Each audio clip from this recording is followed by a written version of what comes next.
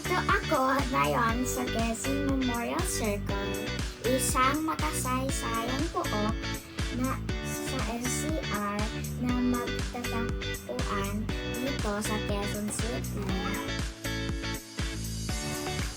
Dito sa Quezon Memorial Circle, maraming mga parke kung saan ma-enjoy mo ang kalikasan at paligid. Meron din mga palaroan na siguradong mag-enjoy ang mga bata katulad ko. At may mga kainan din.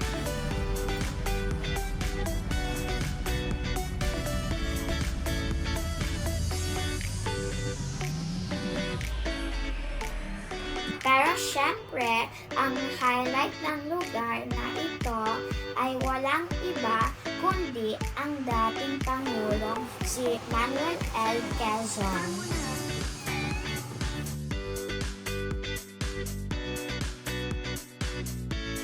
Siya ang tinaguriang ama ng wika. Makikita dito ang dambana ni Pangulong Quezon at iba't ibang larawan at kasaysayan tungkol sa kanya.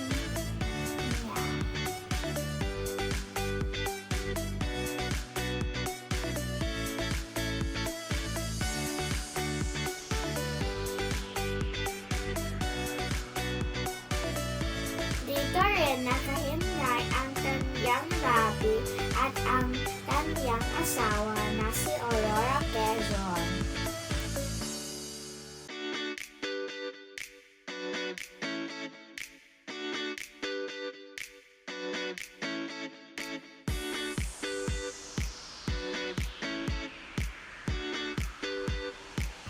Sobrang saya kung maibahagi sa inyo ang aking naging karanasan sa pagpunta ko dito sa Quezon Memorial Circle.